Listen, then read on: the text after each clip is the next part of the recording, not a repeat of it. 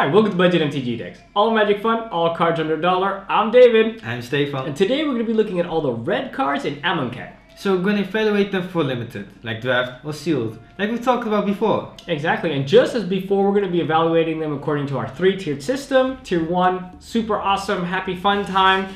Tier 2, also good time, but make sure that you're in that color. Tier 3, we're going to fill up that happy fun time. And the rest, we're going to put them aside because they do not belong in the fun time category. Without further ado, let's have a look at the common red cards. Our first common red card is Cartouche of Zeal. For 1 red, it's an aura that gives enchanted creature +1/+1 in haste. Additionally, when it enters the battlefield, target creature can't block this turn. Now, once again, we've looked at these cartouches, we've looked at just how auras work in general. It's not very good. The fact that it gets +1/+1 in haste, I mean the haste doesn't even, it's not even like lifelink or vigil or something that continues on. It only works on that first turn the creature comes in. So it's just really not good enough. And also the fact that a creature can't block, it's also just 1 time, really unacceptable. Put it aside. Magma Spray. A red, an instant. Magma Spray deals 2 damage to target creature. If the creature would die this turn, exile it instead. So it's 2 mana, it's 2 damage removal, so that's nice. It's only 1 red, it's an instant. I mean, what more do you want? More damage, of course, but it also exiles.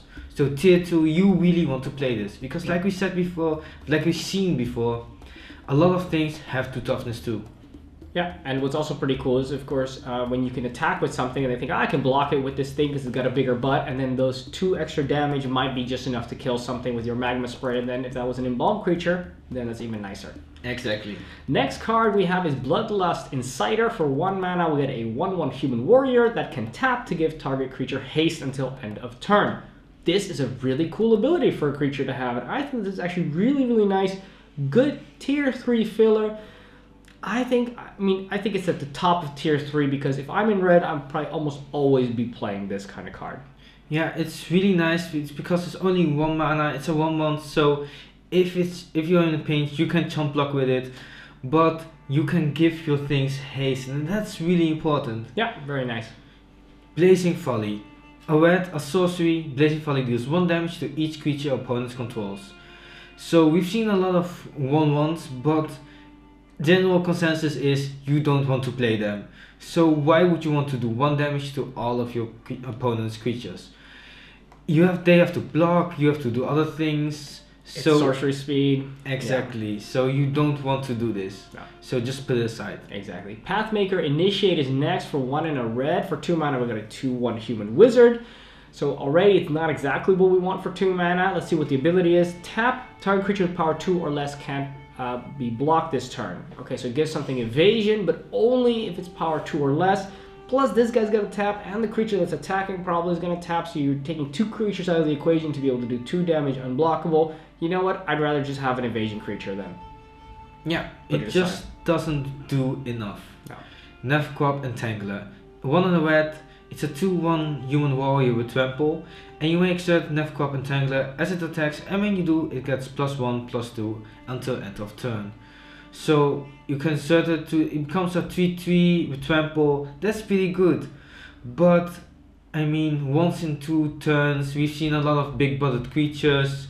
I don't think it will pull its weight, and that's why I want to put it aside. Yeah, when it comes to the evasion creatures, you've got your flying, you've got your menace, and then your trample is pretty much at the lowest spectrum of that. So it's just not good enough. Exactly. Next up is Nimbleblade Kenra, and that is for a 1 and a red. So for 2 mana, we get a 1/3. So already we're okay. Jackal Warrior 1/3, that's fine. Paying that kind of money. That kind of mana, and then it also has prowess, so that's a nice little bonus that makes it very scary for people to block or to attack into, because should you have a non-creature spell that you're casting, then this thing is going to become a 2/4, which of course can tangle with a lot of different stuff. Stefan, another important thing you wanted to say about cycling. Cycling is not casting a spell, it's an activate ability, so if you cycle something, it does not trigger prowess. Yeah, very important to remember. Yeah, I nearly forgot. Yeah, well you didn't, well I didn't. Go on to the next card. So next one is Tormenting Voice. 1 red, a sorcery, As an additional cost to cast Tormenting Voice, discard a card, and you draw 2 cards. Like I said before, drawing cards is important, but you're also discarding a card, and then you're drawing 2 cards for 2 mana. So you're losing 2, you're drawing 2. But with all the cycling in this set, I think this is a bit redundant. So I think just put it aside. Yeah, and also what also is kind of nasty is that you first have to discard the card before you're drawing, so that just doesn't make it playable in my opinion. Next up, Brute Strength for 1 and a red. For 2 mana we get an instant, and target creature gets +3/+1 and gains trample until the end of turn. Okay, this is a little bit more playable because of that extra toughness. I'd rather that it gave me the creature first strike, but trample is also pretty good, and the +1 to toughness brings it over the edge, makes it playable. So tier 3, definitely. Yeah. Like you said before, trample it's kind of efficient, and if it's like on your bomb or even a smaller creature, it gets a little bit damage too. Yeah. So we have Fling, talking about getting damage too. 1 and a red, instant, and this additional cost to cast Fling, sacrifice a creature. Fling deals damage equal to the sacrificed creature power to target creature or player. So if you sacrifice a creature, which we said before, we don't really like to do, but it gives you that extra reach. It'll kill another thing if someone targets it for removal. It kills an opponent if you throw your bomb against his face. So yeah, it's pretty good filler. I mean, if you have better removal, play that, but it's a removal in a pinch. Yeah, you don't want to be playing this early in the game, because then what you're doing is you're going to be wasting this card plus the sacrifice creature, which is also going to be a card to get rid of one of their cards, so that actually you are losing 2 cards and they're only losing 1 card. So actually that makes it kind of scary. So that's why it's only tier 3. Then we go on to Minotaur Sure Shot. For 2 and a red, we get a 2/3 Minotaur Archer. We've already discussed this. A 2/3 for 3 mana. That's a great price for the mana and the body. So then that already makes it playable. It also has reach. That's really good because of the 3 toughness. It's going to be able to stop a lot of flyers, because a lot of flyers are 2 power. Awesome. Additionally, for a generic and a red, this guy gets +1/+0 until the end of turn. So it's got kind of fire breathing, which means that late game, it's going to be really scary for your opponents to attack into it, because we're going to be able to increase its power so greatly that it'll be able to kill any of our opponent's creatures. And of course, we can also attack with it, and people will have to block it with something that is going to kill it, because otherwise it's going to continuously be threatening with a lot of damage potentially. Yeah, exactly. It is so good for 3 mana. It has a lot of things. Tier 2, absolutely. Yeah, I don't see exactly. myself not playing this if I'm in red. So next one, Treasure Lizard. 2 and a red, it's a 3/2 lizard, and it gets +1/+2 as long as you have 1 or fewer cards in hand. So in the beginning it's a 3/2, but later it will become bigger. I need to sneeze. Bless you. It becomes a 4. I'm taking over. It becomes a 4/4 at this point. So early game 3/2, which is fine for that price. Late game 4/4, which is even better for that price. I mean, this, I know you're allergic to lizards, but this still is a lizard that even you should be playing in your deck. No, I mean, it's good early game and it's good late game. Yeah, the allergies is coming up. Allergy season. Yeah. Next card, Electrify for 3 and a red. So for 4 mana, we get an instant that deals 4 damage to target creature. Now, we've seen this card before in Flame Slash, which is for just 1 red mana, but that was ridiculously undercosted. This is a little bit more realistic. I think I'm fine playing this. Tier 2, I mean, it's going to kill everything, right? Exactly. I was really excited when I saw it, because 4 damage is a lot, and it's instant speed, so I want to pay the 4 mana for it. This card is nothing to sneeze at, am I right? Sorry guys, sorry. So next one, Pursue Glory. 3 and a red, instant. Attacking creatures gets +2/+0 until end of turn.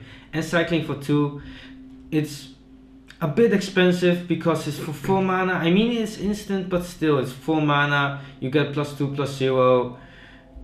It doesn't pump the toughness, so it doesn't make combat that much greater in your sense, because your things won't really survive. No. But you have the cycling, still not really good enough. No. So just put it aside. I think if it would be for 3 mana, I would really be considering it, but Yeah. that 4 mana, having to keep that open is just, I think, out of reach. Exactly. Next card is Violent Impact for 3 and a red. We got a sorcery that allows us to destroy target artifact or land, and it's got cycling for 2. This effect is just not good enough. Just put it aside. Emberhorn Minotaur. 3 in a red. It's a 4/3 Minotaur warrior. You may exert Emberhorn Minotaur, and if you do, it gets +1/+1 and gains menace until end of turn. So when it attacks and you exert it, it's a 5/4 with menace, and that's really good. And even if you don't exert it, it's still a 4/3. So you just want to play it. It's a tier 2 card. Absolutely, so strong. Imagine dealing 5 damage. Even if they double block it, you're gonna guarantee to kill 2 of their things. Exactly. Super strong, yeah. Another very good card is Hyena Pact for 2 and 2 red. So for 4 mana, we get a 3/4 vanilla Hyena Pact.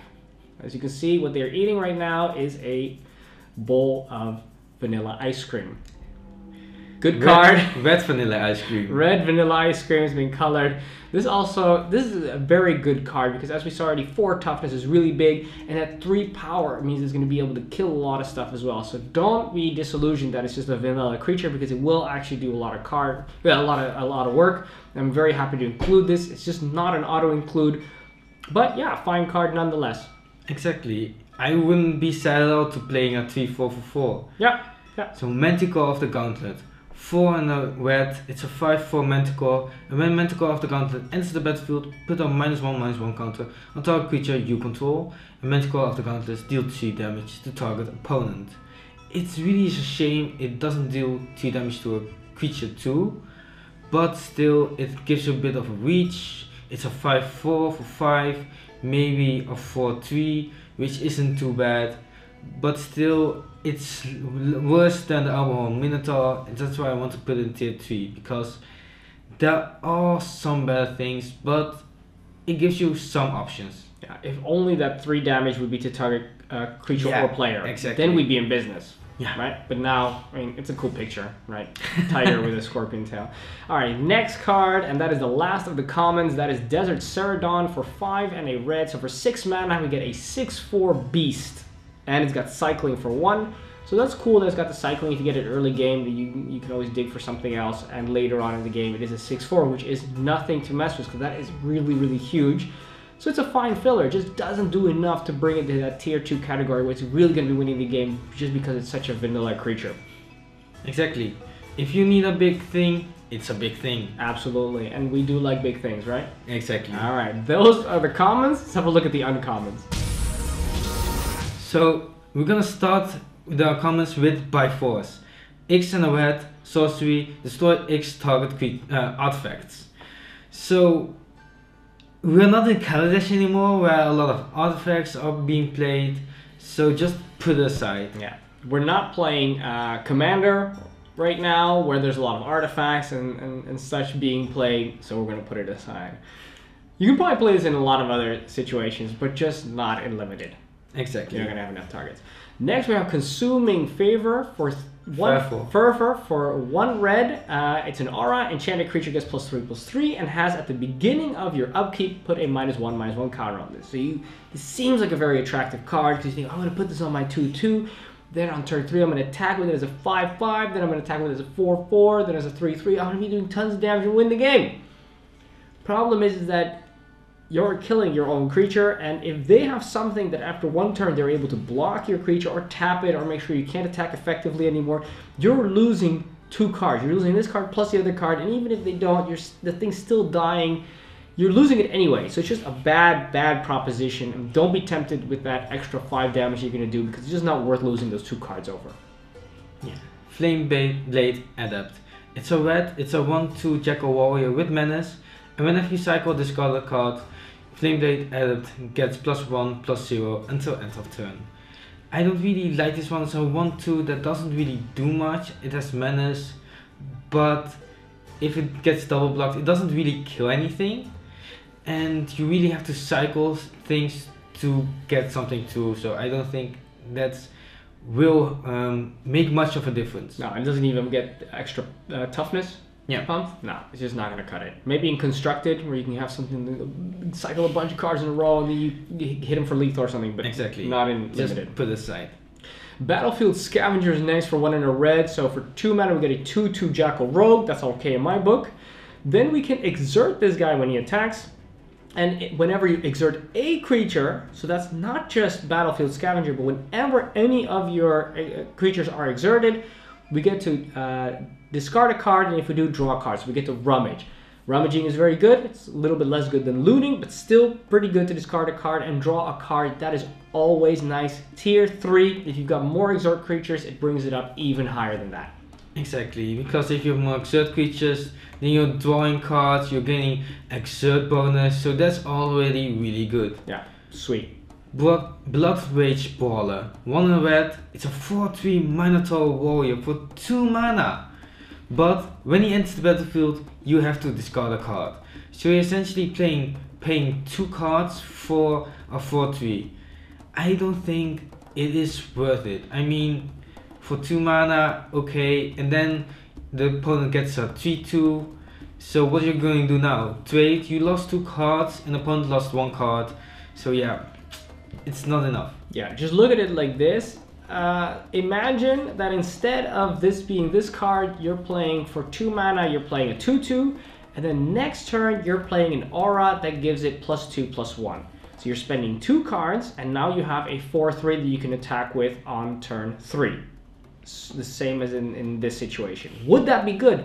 No, it's still not good, because once again you're setting yourself up to lose those 2 cards, and Blood Rage Brawler is exactly the same as that situation. Now you may think, wait a minute, maybe later on when I've got no cards in hand, then I can play it and I don't have to sacrifice or discard a card because I don't have any cards in hand, and then I've got a great deal. But you know what? Late game, you don't have any cards in hand. What do you care if you're only paying 2 mana for a 4/3? You could be paying 5 mana, 6 mana for a 4/3. You don't care because it's the only card in your hand. So, long story short, don't play this card. It is a trap, which is going to make you feel bad when they remove it. Yeah. So next one, Trial of Zeal. It's 2 in a red enchantment. When Trial of Zeal enters the battlefield, it deals 3 damage to target creature or player. When the cartouche enters the battlefield, under your control, return Trial of Zeal to its owner's hand. I like this one because for 3 mana, it deals 3 damage to target creature or player. So that's a removal on its own. Pretty decent, not too great, sorcery speed, but hey, it has a bit of upside which probably won't trigger. Even without it, for 3 mana, 3 damage, I would play it. Yeah. Just tier 2. You look at the quality of removal in this set, the 3 damage is fine. It hits a lot of stuff. Exactly.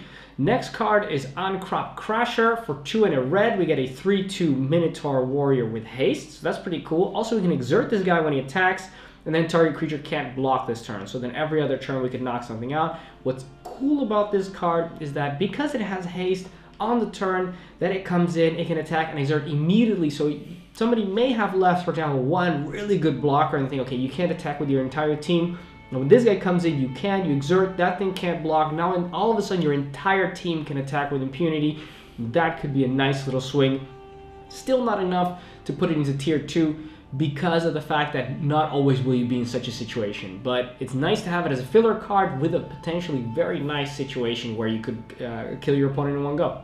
Exactly. The haste makes it better late game, especially when you can choose something that can't block anymore. Yeah. So that's really nice. Strength, yeah. Yeah.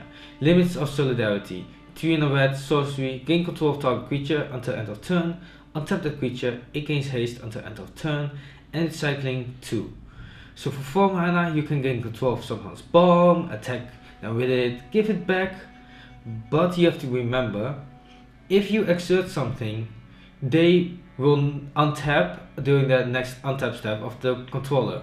So when you give it back, it will normally untap again. Yeah, so it won't be exerted, basically. Exactly. Yeah. Same with Summoning Sickness. Exactly. I really love these kind of cards. I preferably, of course, take something permanently that I like the most, but push comes to shove, in limited, being able to take their bomb for just 1 turn can be a massive swing in your favor and could win you the game. And there's almost never a situation where this isn't fun to just play even for just one time effect. Exactly, so good filler. Yeah. Warfire Javelin for 3 and a red. We get ourselves a 2/3 Minotaur Warrior. Additionally, when this guy enters the battlefield, it's going to do X damage to target creature or opponent.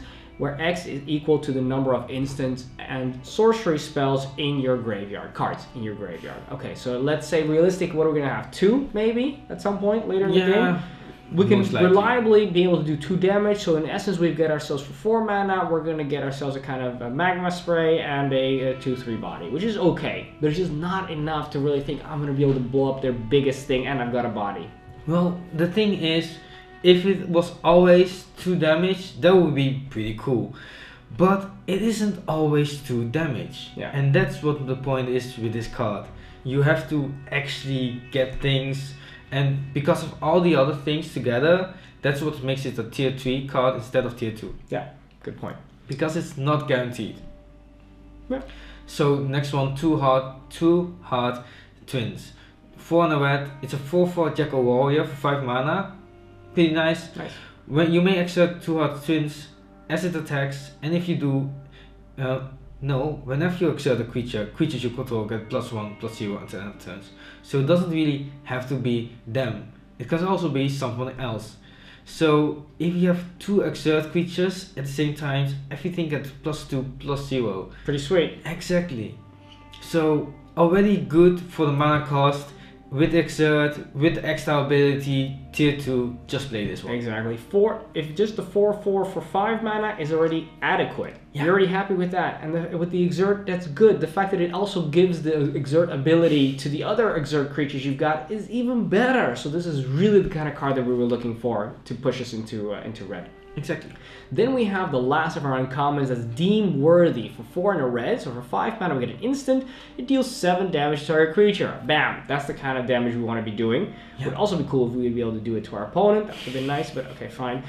And we also can cycle it for 4 mana, and in that case it deals 2 damage to target creature. So turn earlier we can kill something and then it replaces itself, which I think actually is also something that I would be realistically wanting to do with this card.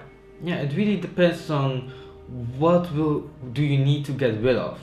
So if you only need to do 2 damage, you know what, cycle it, get another card, because you killed the thing anyways. I like that. I like that possibility. Absolutely. Tier 2 card. Very nice. Those are the uncommons. Let's have a look at the rares. So the first rare is Soulscar Mage. It's 1 red, it's a 1/2 human wizard with prowess, and if swords you control will do damage, deal non-combat damage to a creature opponent controls, put the many -1/-1 counters on that creature instead.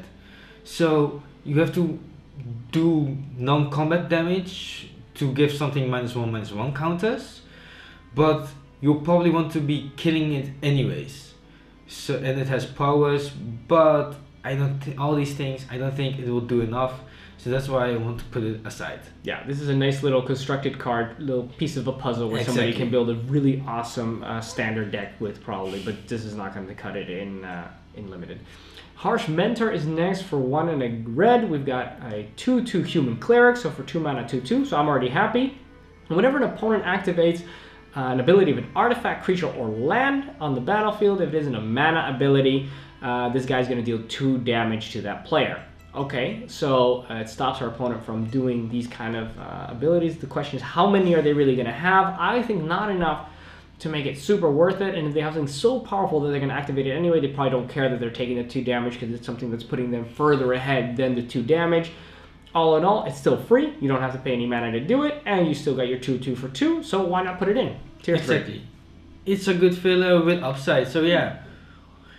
Hazoret's Favor. 2 and a red, enchantment. At the beginning of a combat, on your turn, you may have target creature you control get +2/+0 and gain haste until end of turn.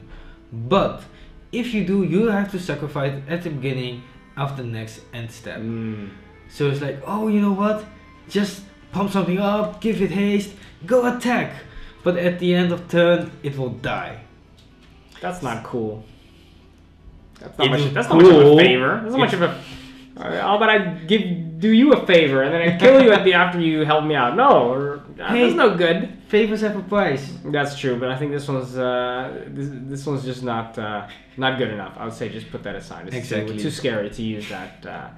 Next card, we have Insult to Injury. The insult part is 2 and a red, so for 3 mana it's a sorcery. It says damage can't be prevented, and if a source you control will deal damage, it's going to deal double that damage instead. So it's going to be giving your creatures double strike essentially, and all your instants and sorceries which deal damage are going to be doing twice as much damage.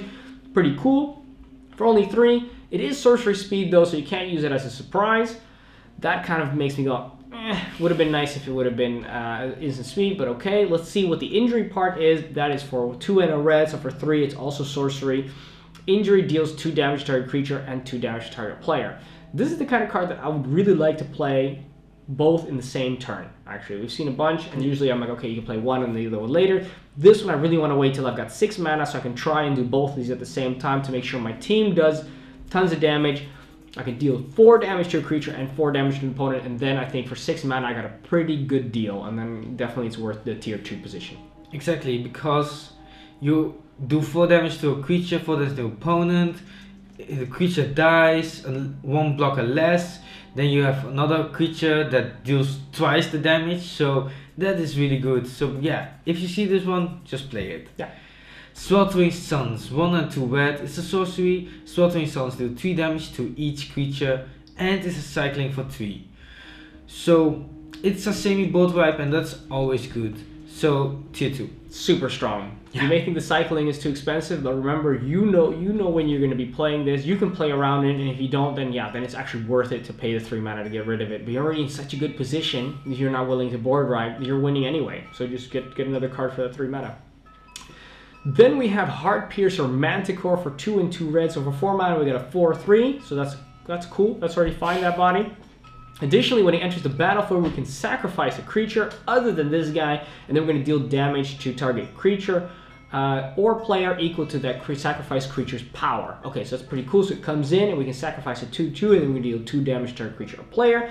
And it's got Embalm for 6, one of the few red Embalm creatures, which means that we can do it again later, which is really awesome. You may think, I could sacrifice my 5 power creature and deal 5 damage to target creature or player. Yes, you can do that. I would only do that if it would win you the game, because after all, you are losing that 5 power creature, which you probably should be doing something else with, probably attacking with it every turn.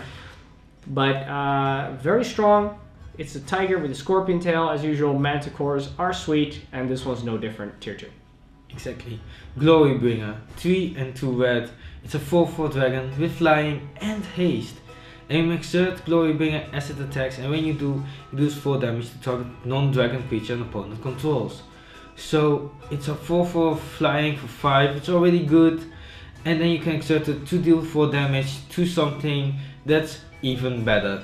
So tier 1, if I see this, it does everything you want. It's a bomb, it has evasion, it is removal. Just play it. So incredibly powerful. Exactly. Awesome, awesome card. That is a great rare to end on, so let's move on to the mythics. The first of the mythics is Combat Celebrant. For 2 and a red, so for 3 mana we get a 4/1 human warrior. Now I don't like 4/1 bodies, right? So that's already not making me too excited. Then it states that if this guy hasn't been exerted this turn, then we can exert it as it attacks, and then we're going to be able to untap all other creatures we control. And after this phase, there's going to be an additional combat phase. Okay, so that's fine. So you're going to get 2 combat phases. That's going to be always going to be the case, even if it dies in combat. And it will die in combat because it's only got 1 toughness. Is that enough? I think, yeah, probably going to be enough. Also, because it untaps all these creatures, which means that if you've got all these other exert creatures, we're going to untap those, which means we can exert them again in our other combat phase, which is pretty sweet. So I would say tier 2, pretty much always included, but don't expect it to get more than 1 extra combat phase out of this guy.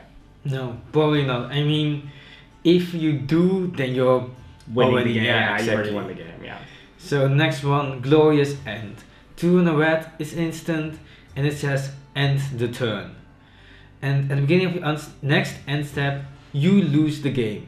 So this is a really fun card, because in your opponent's turn, when he's attacking with the team for the win, you're like, you know what, I don't want this turn anymore, I want it to end. And then your turn comes, and then you swing for the win. Because if you don't swing for the win, you're losing.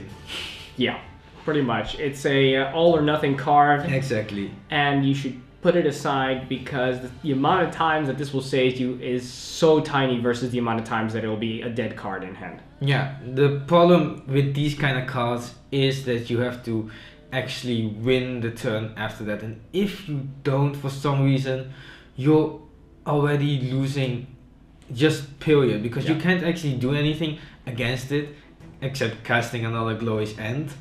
But besides that, you're sure to lose the game, and I don't play it. I think any other card is better. Yeah, exactly. Then we move on to the last of the mythics, and that is the Red God, Hazoret the Fervent, for 3 and a red. So for 4 mana, we get a 5/4 indestructible haste creature. This guy can't attack or block unless you have 1 or fewer cards in hand. Okay, that's something that's going to activate late game because, yeah, you're playing unlimited, so at some point you're not going to have any cards in hand anymore. Additionally, we can pay 3 mana and discard a card to deal 2 damage to each opponent. So it gives us a little bit of reach. It allows us every card that we draw after we put this guy on the battlefield is not going to be a dead draw because we can just use it to deal damage to our opponent's faces. And in the meantime, remember, we're playing this. Maybe we get 6 mana, that means we can get rid of, let's say, the last 2 cards that we have in hand, dealing 4 damage, then attacking with the haste creature. This is sick. It's gonna do a lot of damage, and definitely play it in limited. This is so much stronger than the Black God tier 1. Yeah, exactly. And the power doesn't really matter too much, except for the -1/-1 counter. So yeah, it's a 5 power creature. And I mean, the thing is, it doesn't really have the downside because of the cards in hand. Yeah. Yeah, so always activated. Always activated. Super strong. All right, those are the mythics. Let's have a look at the conclusion. In conclusion, I'm not very excited about red. Usually I'm not very excited about playing red because red is a very aggressive color, very aggro, and in limited, whether you're drafting or sealed, it's very difficult to create and execute a strategy that is pure aggro and able to win because it is a slower format to play. In this set, it is no different. However, I do see the strengths of red in the low drops that you can play and as well some of the removal, because your main color may not have the right removal necessary, and being able to deal 2 damage, 3 damage, or 4 damage is definitely enough, and that's solid removal, and you can get it in red. So I don't see myself playing red as a main color, but I do see it as a decent support for that removal or those low drops. Exactly. Red has some really good cards, but also a lot of bad cards, and that's why red is a good support color, and you're playing limited and you really need that removal. Even though it's only some damage to a creature, you really do need that removal because it's one of the most important things in limited. Yeah, I'm very disappointed with a lot of the commons and uncommons. They're just not up to par. Sure, there's a few gems hidden in there, but that's why it would be a support color. Exactly. Also, don't forget to join us on Facebook and on Twitter. Whether you agree or disagree, let us know over there. Did we miss something about this color? Is red maybe much better than we think it is? Please let us know there. Also, subscribe to our channel for the most powerful decks and advice everyone can afford. And don't forget to hit the little bell button next to subscribe. Otherwise, you won't get notifications when new videos come out. So that is it. Thanks for watching. I'm David. And I'm Stefan. And this was Budget MTG Decks.